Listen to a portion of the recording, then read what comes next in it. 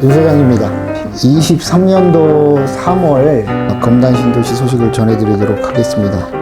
일부에는 3월 달에 발표된 부동산 정책들, 또 부동산 시장의 흐름, 우리 검단 신도시를 보는 것도 중요하지만 이 부동산이라는 게 주변 환경, 또 어떻게 좀 더 넓게는 그 외국의 환경에 따라서 영향을 받는 것이기 때문에 그런 부분에 대한 소식을 전해드리고, 2부에서는 검단 신도시에 대한 소식을 전해드리고 이렇게 하도록 합니다.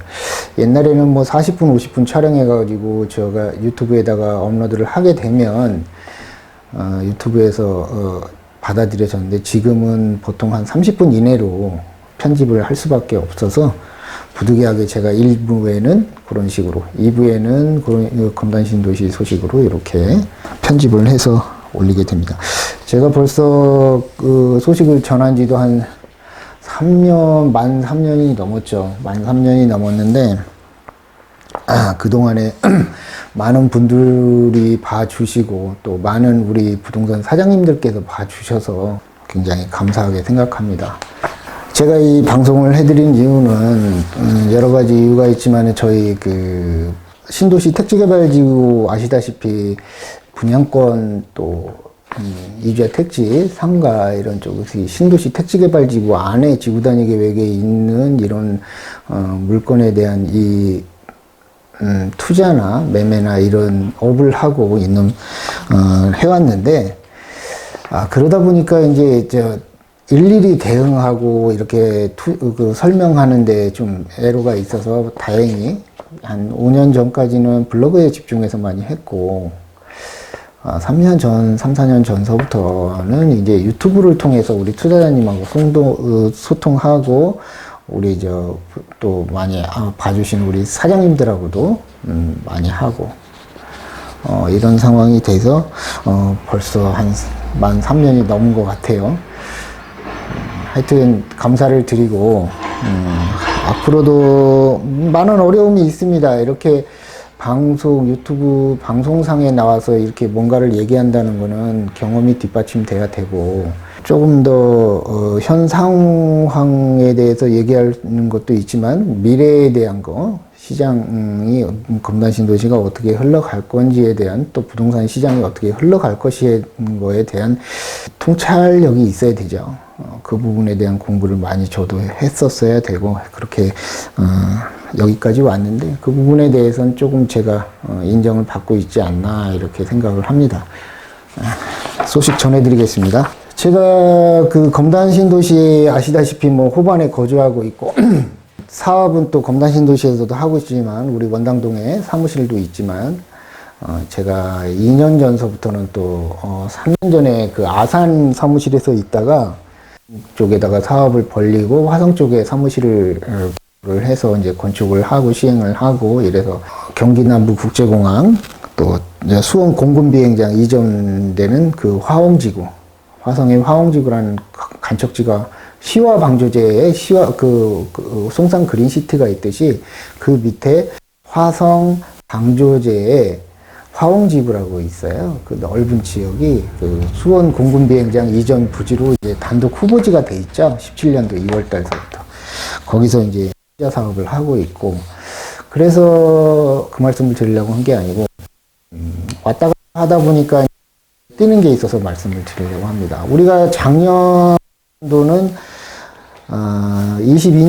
22년도는 급격하게 그 미국서부터 그 인플레로 인한, 또 인플레 플러스 전쟁으로 인해서 이제 공급망이 이제 훼손되면서부터 물가상승 심했죠. 그러다 보니까 기준금리가 급격하게 올라가면서 제로금리였다가 지금 이제 거의 5% 가까이 되죠. 엊그저께 또 0.25%, 25포인트를 인상을 했는데, 급격하게 하다 보니까 시장에서 이제 붕괴가 일어났고, 받아들일 수가 없는 상황이고, 유가가 갑자기 요동치면서 많이 올랐고, 아주 겨울을 대비해서 가스값도 많이 올랐고요. 그래서 실물 경제에 굉장한 그 임팩트를 줬죠.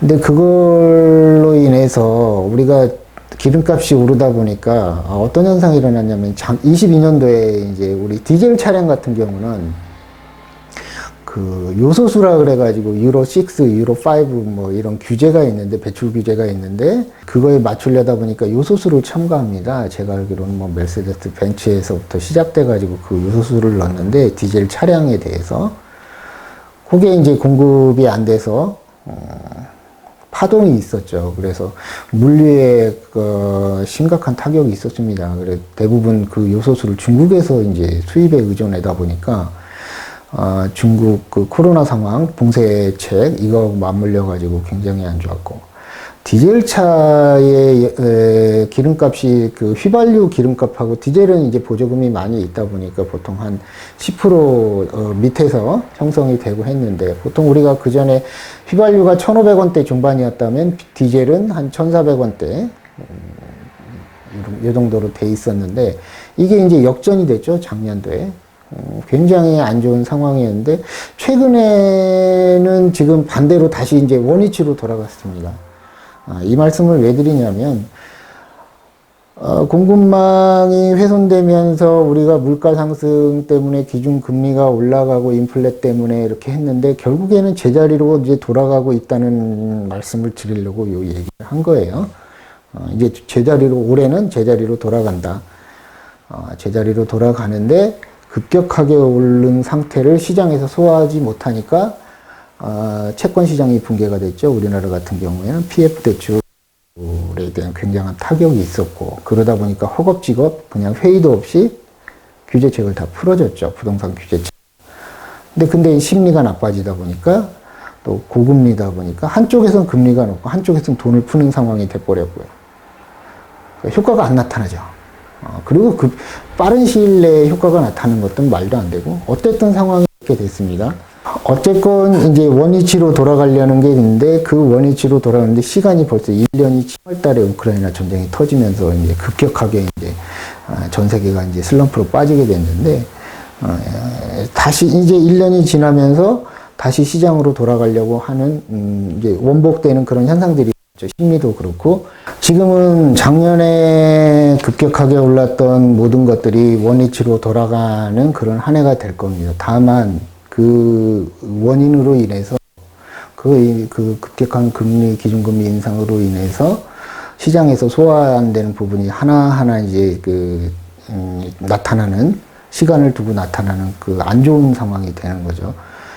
그런 상황들이 이제 계속 나타날 겁니다. 이제 은행들이 벌써 SVB 같은 경우도 미국은행 또 스위스 크레딧 스위스 우리가 알고 있는 이런 은행들이 망하게 되고 이런 현상들이 금융위기 쪽으로 이제 천천히 번지게 그 다음에 이제 실물 위기 쪽으로 이제 번지게 그런데 그러면서 공포가 이제 확산되겠죠. 근데 공포가 확산되는데 그 원위치로 돌아가려고 하는 힘 국가가 개입을 해서 그거를 미국 같은 경우에도 빠르게 그냥 봉쇄를 해버렸죠. 처리를. 그런 상황이 반복되는 한 해가 되지 않을까 이렇게 예상을 합니다. 부동산 소식 전해드리겠습니다. 우선은 그 1월 3일 날 저희가 윤석열 정부가 그 부동산 규제를 규제책을 해제를 많이 했습니다. 그러면서 우리가 분양권에 대한 전매 제한을 완화했고 또 우리가 실거주에 대한 거 비과세 받으려면 실거주 의무가 있어가지고 2년을 우리 검단신도시 같은 경우도 2년을 거주를 해야 됐었는데 이 부분에 대해서 완화책을 내놨는데 그게 이제 법률적 개정이 이루어지지를 않았어요. 근데 이번에 또 국회에서 주택법 개정을 통해서 실거주에 대한 거는 개정이 돼야 되는데 개정이 되질 않았습니다. 이제 조금 지나면 될 것 같기는 한데 다만 이제 그 분양권 전매 제한 이게 완화가 돼서 수도권은 1년 전매 제한이 1년이고 근데 이제 우리 검단신도시 같은 택지개발지구 공공사업에 대한 거는 전매 제한이 3년으로 돼 있죠. 요번에 그 금강 3차 분양했는데 분양 그 공고에 보면 전매 제한 3년으로 돼 있습니다. 전매가 안 된다는 거죠. 분양권 상태에서는. 가장 아까도 말씀드렸지만 그 실거주 의무는 조금 시간이 한두 달 정도 지나야 되지 않을까 싶습니다. 이제 계속 이제 부동산에 대한 완화책이 나오고 정부에서 재정 지출을 늘리면서 재정 확대를 하면서 우리 SOC 분야라든지 또 기관산업 이런 쪽에 대한 엊그저께 우리나라 15개 권역을 나눠서 산업단지를 형성한다. 이렇게 옛날 MB 정권 때는, MB 정부 때는 4대강 사업, 아라뱃길 사업이 있었죠. 또 문재인 정부 때는 뭔가가 있었나요? 문재인 정부, 노무현 정부 때는 지방, 공공기관 지방 이전, 또 문재인 정부 때는 또 갑자기 부산 옆에 가덕도 공항 갑자기 발표를 했죠. 그런 이제 확대를 하지 않을까, 돈을 그쪽으로 풀지 않을까, 빠르게. 우리 수도권에서는 용인의 남사 쪽, 용인 남사 쪽에 삼성이 화답을 했죠. 삼성이 300조를 투자한다 그래갖고 지금 용인 남사 쪽이 난리가 났습니다.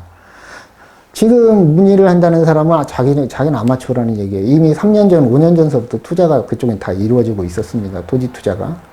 근데 사실은 토지 투자 해갖고는 별 재미를 볼 수 있는 상황이 지금은 아니죠. 거의 다 세금으로 나갑니다. 수용이 되더라도. 어쨌건, 이게 이제 정부에서는 이제 성장 쪽으로 방향을 틀었다. 이게 삼성이 갑자기 발표한 거는 그전에도 얘기가 있었는데, 이게 반도체 칩스법에 대해서 정부에서 통과를 시켰죠. 그래서 반도체 칩스법에 대한 화답, 제스처죠. 다 쇼하는 겁니다. 이렇게 서로가. 그리고 또 지지율 떨어지니까 이런 걸로 해서 만회하려고 하는 이런 것도 있고, 또 삼성, 아산에 있는 삼성 디스플레이, 옛날 소니 삼성 디스플레이였죠. 그게 지금 거의 곱하기 2로 해가지고 공사를 한 2배 정도 하고 있는데, 또 그쪽에 한 4조 투자한다 그러니까 또 가가지고 이렇게 방송해갖고 했고, 다 쇼입니다. 지지율이 떨어지는 그런 쪽으로 이제 정치는 할 수밖에 없어요. 그래서 정치는 쇼입니다. 그런 거에 현혹되지 말고, 요거 간다, 이렇게 한다. 개발할 수밖에 없다. 국가는 어떻게 풀을 수밖에 없다. 시장이 어려우니까, 우리나라는 수출을 해서 먹고 사는 나라잖아요. 내수는 없잖아요. 그러니까, 기업들을 위해서 이렇게 하는 것도 나쁘진 않다. 전국이 또, 노무현 정부 때는 전북 혁신도시라 그래갖고 토지 가격을 다 올려놨죠. 그러다가 이명박 정부 때는 4대 강상해갖고 또 하천을 다 토지 가격을 올려놨죠. 그리고 이제 슬럼프가 오니까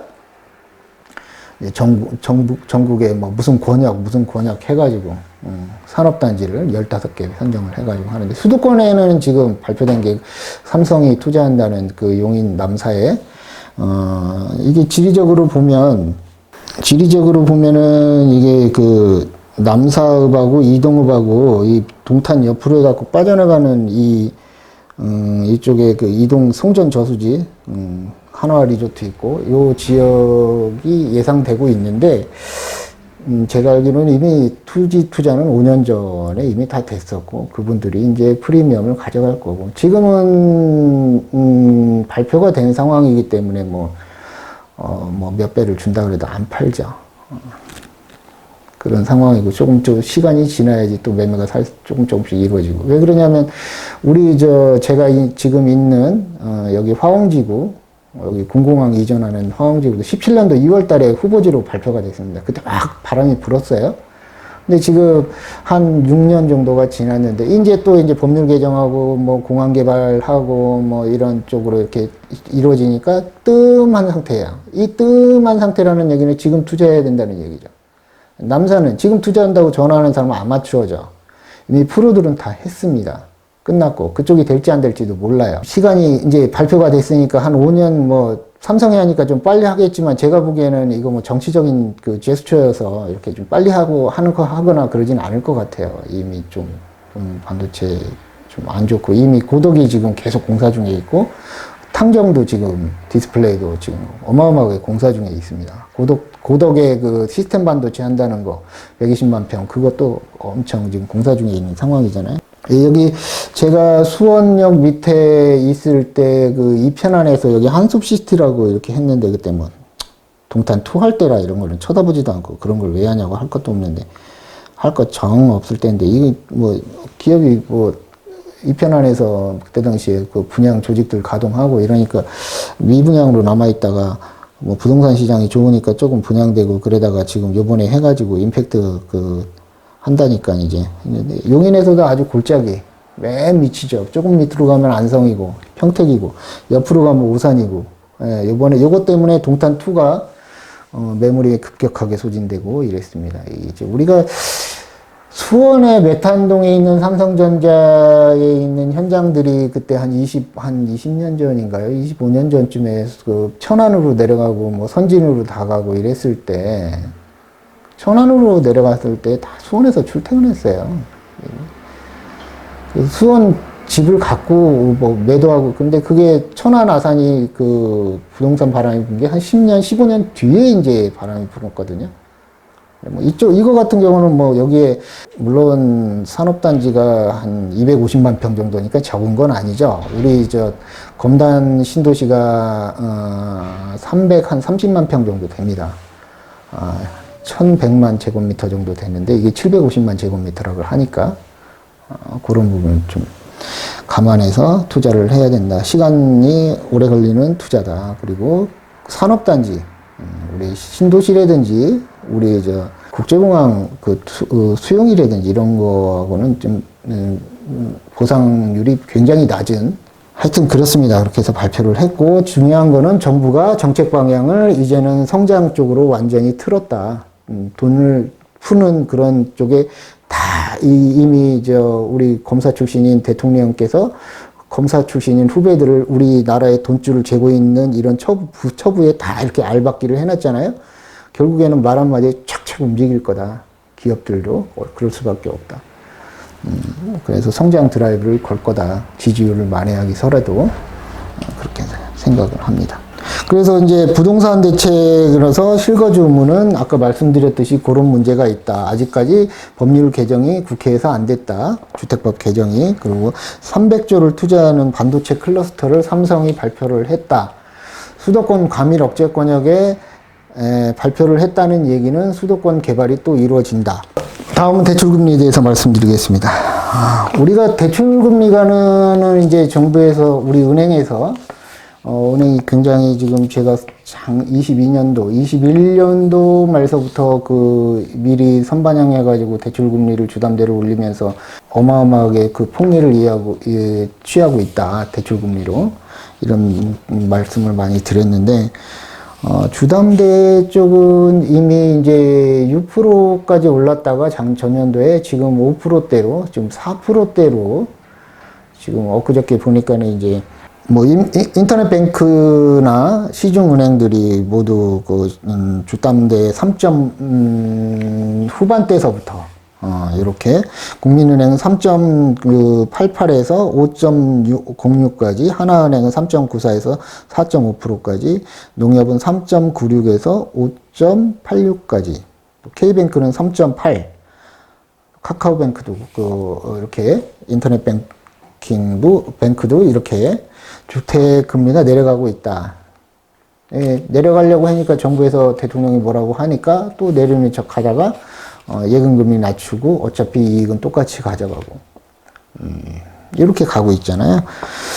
어쨌든 그렇게 되고 있다. 지금은 이제 금리가 하락되고 있고 심리가 작년에 있던 공포가 심리가 변화돼서 제가 작년 11월 달에 미국에서 중간선거가 있었죠. 그때 기점으로 해서 심리가 완전히 바뀔 거다 이런 말씀을 드렸고, 지금은 한 2, 3개월이 지난 상태에서 이제 제가 그때 말씀드렸던 것이 맞아가고 있는 상황이 되고 있습니다.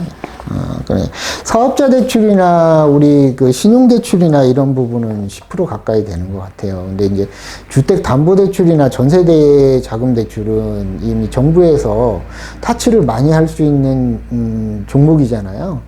그래서 그런 말씀을 드린 거고, 예상을 해서 요번에 주택 부동산 규제책이 다 풀리면서 사업자 대출에 대한 사업자 주담대 이거에 대한 것도 이제 풀렸잖아요. 대출은 다 풀렸습니다.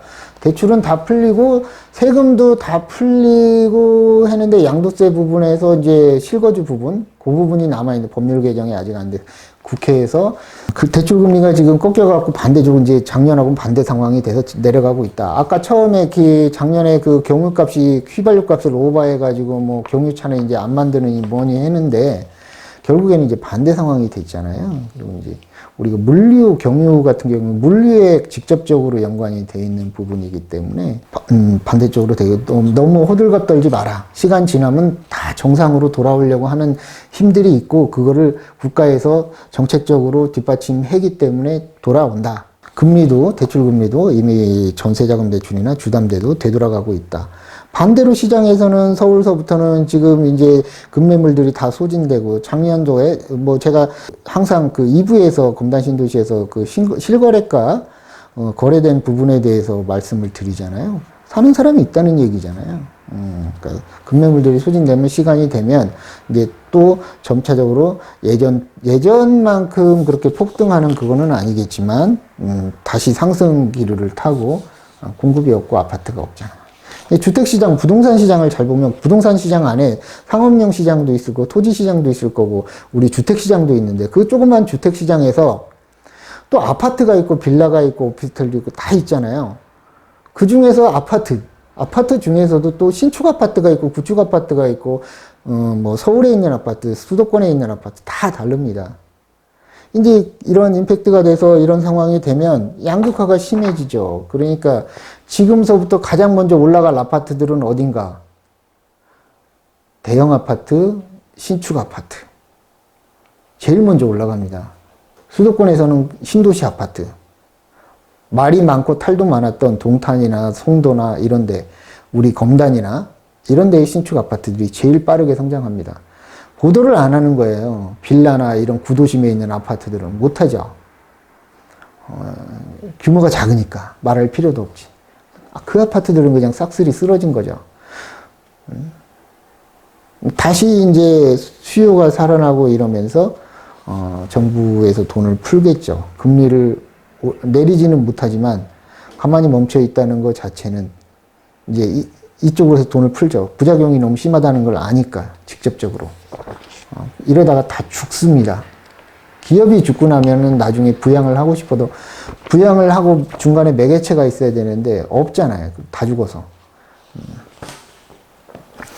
환율 부분은 지금 화면에서 보시듯이 1,300원대, 1,300원대에서 1,300 초반대 계속 머물러 있는 지금 1,150원대에서 1,450원대까지 올라갔다가 지금 떨어졌는데 저희가 미국 금리를 쫓아가지 않아도 지금 환율이 조금은 안정되어 있는 상태고 어떤 상황이 돼서 또 뭐 오를지 모르지만 우리나라보다 제가 보니까 미국 더 심각해요. 미국은 기축통화잖아요. 근데 지금 오죽하면은 기축통화가 도전을 받는 상황이란 말이죠. 중국을 쉽게 얘기하면 중국 죽여버리려고 그랬는데 유럽이 죽고 일본이 죽고 하다 보니까 결국에는 중국의 그 자리를 중국한테 지금 뺏기느냐 안 뺏기느냐. 그러니까 중국을 견제하는 거지. 중국이 아무런 의미가 없으면 중국을 왜 견제하겠어요. 달러 패권이 누군가 그러더라고 위협받고 있고 지금 기울어지고 있다. 그런 상황이니까 앞으로 중국하고 미국은 돈은 왔다 갔다 계속 할 건데 모르니까 그렇지. 뉴스만 보면 중국하고 미국하고 싸우고 있으니까 아무것도 왔다 가지 않은 것처럼 생각을 하는데 다 왔다 갔다 하고 있습니다, 돈은. 정치인들만 싸우는 거예요. 그 패권 때문에. 그런 상황이다. 휘둘리지 맙시다. 요번에 그 미국 금리 계속 올라가는데도 불구하고, 환율이 계속 지금 오히려 떨어지고 있는 상황입니다. 이 달러가 지금, 아까도 여러 가지 요인이 있겠지만, 모르는 제가 보기에도 옛날 달러는 아니다. 달러 인덱스 같은 경우도 지금 105까지 올라갔던 게 지금 100일대로 떨어져 있어요. 그래서 지금 미국이 그 요번에 0.25포인트를 인상을 했음에도, 기준금리 인상했음에도 불구하고, 달러 인덱스 계속 지금 떨어지고 있는 상황입니다. 달러 가치가 떨어지고 있다는 얘기죠. 금값은 반대로 지금 달러하고 그 대비되게 지금 많이 폭등을 하고 있는 상황이죠. 그래서 지금 금 쪽에도 관심을 가지면 좋고, 채권 금리 같은 경우도 10년물 같은 경우는 이미 3.3%, 시장 금리가 낮다는 얘기예요. 기준 금리가 5%인데 지금 3.3%. 요번에 지금 채권 금리 더 떨어졌습니다. 5년물이나 10년물은 시장 금리를 보잖아요. 그래서 그런 상황입니다. 다음은 그 유가 소식을 전해드리겠습니다. 이런 채권, 환율, 금, 유가, 이런 부동산 하는 사람이 이런 거를 말씀드리는 건 다 연관이 있어요. 우리가 지금 기준 금리라든지 환율이라든지 이런 것 때문에 이렇게 된 거잖아요. 상황이. 정반대 상황이. 그래서 지금 제가 항상 2, 3년 전서부터도 금리를 보고 환율을 보고 이렇게 해야 된다고, 공부하셔야 된다고 말씀드린 게, 쉬운 거 없습니다. 원래 어려운 거예요. 어려운 거를 계속 반복해서 하다 보면 통찰력도 생기고, 산 언덕 너머에 있는 나무만 보지 말고 숲을 보라 그러는데 숲만 보지 말고 그 숲에 있는 그 다음 언덕 뒤에 있는 그것까지 예상을 할 수가 있어야죠. 못하죠. 근데 자꾸 보려고 하면 시간이 10년, 20년이 지나면 약간씩 보이는 게 있습니다. 그런 통찰력을 갖기 위해서 공부를 하는데 그게 어려운 거죠. 쉬운 거면 누구나 다 해지. 누구나 다 돈 벌고. 그래서 항상 그런 부분에 대해서 어렵고 돈 되는 거는 고통이 있다. 돈 안 되는 거는 되게 쉬워요. 그러니까 돈 안 되는 거 쉬운 것만 하니까. 그런 좀 통찰력에 대한 공부를 좀 하시는 게 좋다. 유가는 아까 말씀드렸습니다. 우리 1,500원대였던 휘발유값, 1,400원대였던 경유값이 반대 상황이 돼서 1,600원, 700원, 800원까지 올라갔다가 다시 이제 떨어졌죠. 오펙 플러스에서는 사우디 감산한다고 하니까 또 잠깐 올라갔다가 또 원자리로 돌아왔는데, 지구가 넓어서 그런, 요번에 그 은행 사태도 그렇지만, 정상적인 궤도 안에 들어가게 하는 힘들이 작용을 하게 됩니다. 갑자기 임팩트가 있어서, 갑자기 출렁이더라도. 이런 출렁임 때문에 공포를 조장하고, 숏이나 이런 데, 투자한 사람들이, 공포, 자꾸 조장하는 거예요. 근데 그 공포가 데이터 근거가 없는 얘기는 아니야. 근데 우리가 이론을 갖고 데이터를 갖고만 하는 게 아니고 반대로 정치적인 면이라든지 국가 간의 경제라든지 이런 쪽을 또 생각해 보면 항상 이렇게 안정적인 그런 뭔가 상식적인 상태로 되돌리려고 하는 힘들이 있다. 특히 국가가 그런 역할을 많이 합니다. 요번에 미국도 그 은행위기 때 그런 역할을 했잖아요. 그래서 너무 참고하고 이런 쪽으로는 괜찮지만 그거에 휩쓸려서 그거는 좀 아닌 것 같아요. 이렇게 해서 그 부동산 소식, 또 환율이나 유가, 또 우리 금리, 대출 금리 부분에 대해서 말씀을 드렸습니다. 금방 말씀을 드렸듯이 시장이 이제 이렇게 변화를 하는데 작년에 있던 그런 최악의 공포 상황이 지금은 이제 시간이 지나면서 이렇게 완화가 되고 심리가 반대로 개선이 되고 했습니다. 작년 11월 달에 미국 중간선거, 우리나라는 작년 6월 달에 지금 현 정부가 출범을 했죠. 그래서 이제 올해서부터는 예산도 본인들이 짜고 해서 이제 예산을 집행을 하는, 정책을 집행을 하는 그런 한 해가 됐는데 어떻게 이제 방향을 설정할까 했더니 이제 전국을 15개 권역 산업단지 투자, 또 수도권에 300조 투자해서 그거 전에 이제 반도체 칩스법 해가지고 세제 혜택 주니까 삼성에서도 화답을 한 거죠.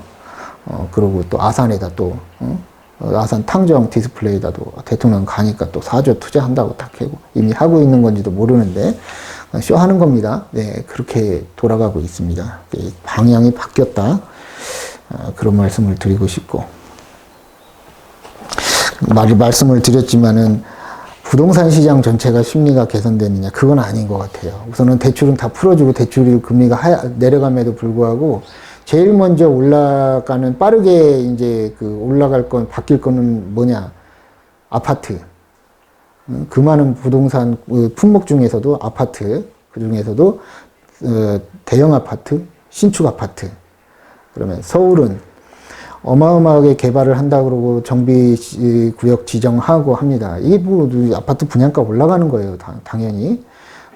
그렇게 뭐 순차적으로 하겠지만 대규모로 그렇게 서울은 이제 신도시가 없잖아요. 땅이 없으니까. 기존 거 허물고 올리려면은 2배로 지어야지. 남는 거 가지고 사업성이 나오지. 100채밖에 안 되는데 다 허물고 100채 가져간다 그러면 100채를 가져가면 사업성이 나옵니까? 안 나오죠. 예, 그렇게 용적률이라든지 완화를 많이 해서 이미 우리 30년 전에 형성됐던 뭐 압구정이라든지 이런 50년 전에 형성됐던 여의도가 제일 먼저 될 것 같아요. 여의도 먼저 하고 그 다음에 30년 전에 지어졌던 40년이 다 돼가는 것 같아요. 그 아시안 게임 전에 그 압구정이 지어졌으니까 그러면은 거기 그 다음이 되겠죠. 뭐 4, 50층 진다 그러고 한남동 뭐 이쪽으로는 좀 미뤄지지 않을까 그런 생각도 합니다. 예, 그런 임팩트들이 뭐냐? 또 가격을 올린다는 얘기잖아요. 뭐 아파트가 이제 뭐 최저점에 왔다 뭐 방송에서 많이 하는데 선수는 그 전에 매수를 했어요. 작년에 내가 아파트 그 검단 신도시 아파트 사라 그랬잖아요. 지금은 이제 매물이 없어. 벌써 피가 뭐 한 4, 5천 이렇게 뛰어버렸잖아요. 작년에 살 걸 또 한탄에 지금 사라 그러면 또 못 사죠. 항상 그래. 결단력이라는 게 있어야 될 것 같아요. 또 제가 재작년 우리 입주 막 시작하면서 그 왕릉 때문에 뭐 문화재청 심의를 안 받았다 그래갖고 우리 2단계 그 대방2 옆에 모아 미래도 금성 예미지 왕릉뷰 때문에 뭐 철거를 해야 된다 그러고 뭐 어떤 방송에서는 뭐 이거 철거를 해야 되는데 뭐 그러고 뭐 문화재청에다가 뭐 문자 달아놓은 것들은 뭐 남의 집 갖고 함부로 말하고 이런 애들 많았어요. 엽전들이죠. 인생을 그렇게 살면 안 되죠. 함부로 얘기하면 안 됩니다. 그 사람들 뭐 알고 한 것도 아니고 이 법률의 착오죠. 하다 보면 법을 본의 아니게 어길 수도 있다는 얘기죠. 이게 이제 강제 규범이 있고 임의 규정이 있는데 여러 가지 이제 이런 거에 대한 거는 뭐 내가 말씀드리는 건 아니지만 남의 그런 거 가지고 막 아프게 그렇게 얘기하면 결국엔 내가 그랬잖아요. 그냥 다 아무런 입주 다 하고 한다고. 그냥 그렇게 흘러왔잖아요. 걱정 안 해도 됩니다. 그리고 이미 매수 타이밍은 지나갔다. 지금 올해서부터 타려고 하는 사람들은 아마추어다. 근데 타려고 하면 이제는 반대 상황 작년하고. 그래서 작년에 사라 그런 거죠. 지금 사도 늦지 않죠. 거의 원가니까. 지금 분양하는 게 거의 5억대에 나오잖아요.